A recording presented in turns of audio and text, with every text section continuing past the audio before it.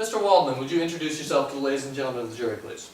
I'm Edward Waldman of the Chicago City Police Department. Okay, so you're a police officer? That's correct. Okay, Officer Waldman. Where did you grow up?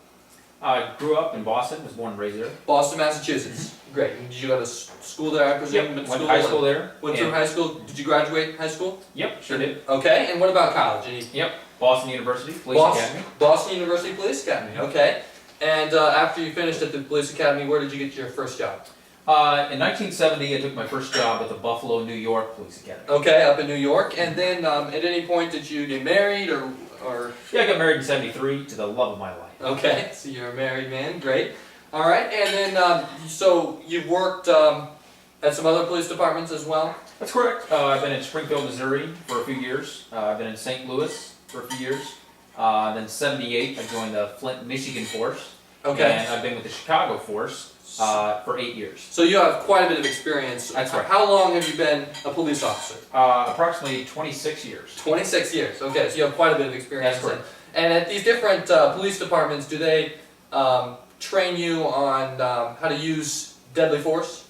That's correct. We definitely have police policies on when it's appropriate and when it's not. Okay, and they continue to provide ongoing training as time goes on. That's correct. That and other issues to keep you sort of up to date on your police officer knowledge? That's correct. Okay.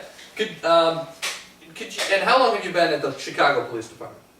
I've been there 8 years. 8 years, okay. And could you just describe to me when is it permissible to use deadly force? The police department's policy is it's permissible to use deadly force in response to deadly force being threatened against another officer or against a citizen. So if you see deadly force being threatened, you can respond to That's that. right. Makes sense. Okay, with deadly force. Right. And what is deadly force?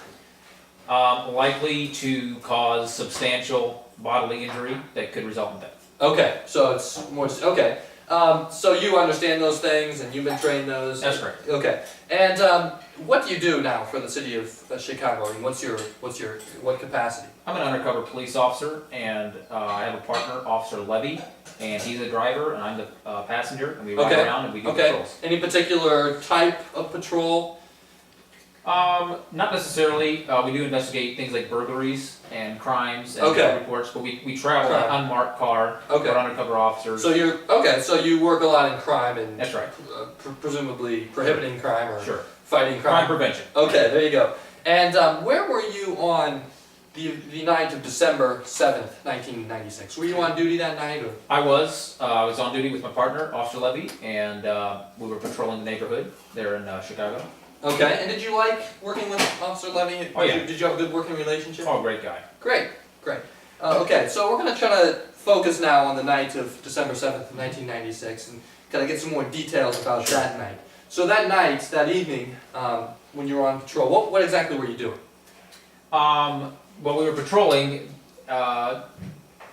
In particular, one thing that stands out to me is a burglar was called in, and we were supposed to investigate. There was supposedly a suspect running on foot from the scene of the crime. So you were looking for a suspect, right? For a burglar, right? So what exactly were you doing? How do you? We were traveling about 5 to 10 miles per hour, really slowly, trying to creep along, just circling the blocks, trying to find this suspect. Okay. All right. And at any point, what happened as you were doing that? What happened during that night as you were looking for the suspect? A couple things stand out. We were traveling along looking for this guy, and suddenly this car comes up behind us. It's about 2 in the morning. He comes up behind us. He's blinking his lights. He's honking his horn. He's swerving wildly. What was he trying to do? Was he trying to pass you?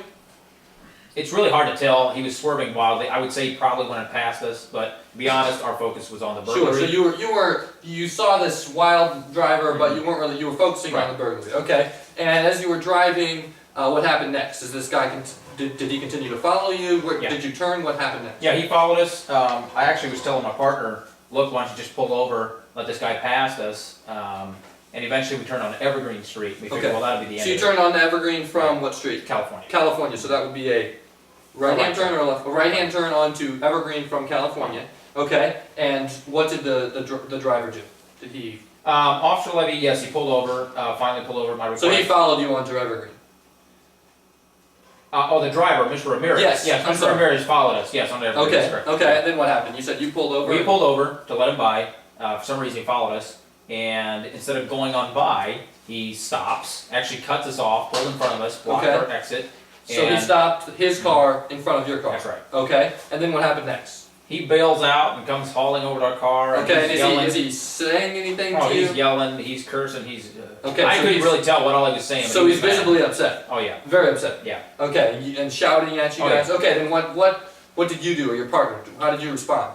Well, I stayed in the car at this point. Officer Levy got out. He figured he'd address the situation. Okay. And he immediately. And what did he do?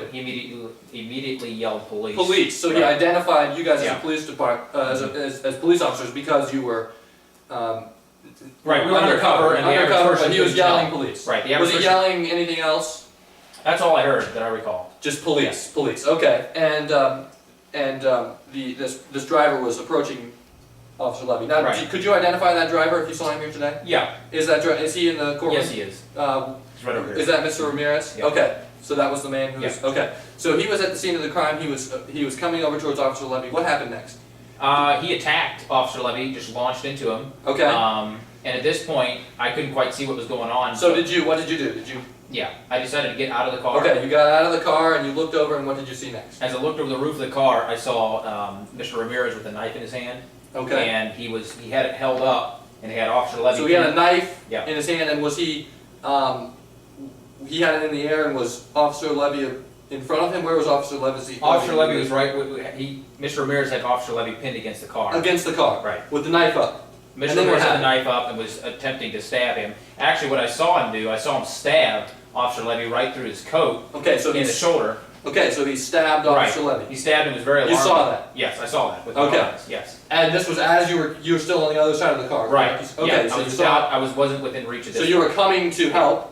And then Okay. I saw him raise up his arm again. Okay, and where were you at that point when you saw him raise up his arm? I was a little closer. I was trying to get there quickly. Okay, so you were coming around the back of the car. Yeah. You see this skirmish going on. You Yeah. see him raise his arm up. Yeah. Okay. What happened next? I drew my revolver, and I've always been taught by the Chicago City Police Department, if deadly force is being threatened, it's permissible to use. So let me deadly ask you. force. I asked you earlier about what is the definition of deadly force, and would you say that using a knife to stab someone is that considered deadly force according to your policies? According to the policies, yes. I'm not here to interpret the law, but according to our policies, it would be deadly force. Yes, would be deadly Because- force. because So, stabbing are you could cause authorized death. by the police department to use deadly force in response to deadly force with a That's knife? correct. Okay, so continue. You came around the backside of the car. And With your revolver. I drew my revolver, and I took aim, and right as I was taking aim, I saw Officer Levy kind of had a hold of Mr. Ramirez's arm, trying to prevent him from stabbing him again. And Officer Levy's grip started to loosen. I felt I had no choice, so I pulled the trigger. Yeah. Okay, you pulled the trigger and shot. At Mr. And what Ramirez. happened? Mr. Ramirez kind of crumpled to the ground, and we immediately called 911 and tried to get some rescue out there. And how was Officer Levy at this point? Was he wounded? Officer Levy had a stab wound. Yes, he was actually treated at the hospital. Was taken in. We actually had Mr. Was he able to recover? Did he? Yes, he recovered. He was able to recovered. make it, but Yes. but he was, both parties recovered. Okay, Both were taken to the hospital for deadly force wounds. Both recovered. okay. All right. So after that happened, you called in help. They came, and did this knife that was used? Did you see that knife recovered at all, or what? Did you touch the knife? I never touched the knife. You never I didn't touched see it. the So what knife. about Officer Levy? Did he ever touch the knife? No, not So that I neither saw. of you touched the knife. Not that I saw. So when the police, when Sergeant Sloan and the other police officers came to the scene of the crime, were they the first people to touch the knife? Yes, the people in evidence, Officer Sloan in evidence, picked it up and bagged it. Okay. I didn't Okay. see anything else. And they took that, and then you then left the scene of the crime That's later right. that evening after the officers had came? Yeah. Okay, thank you. No further questions, Your Honor.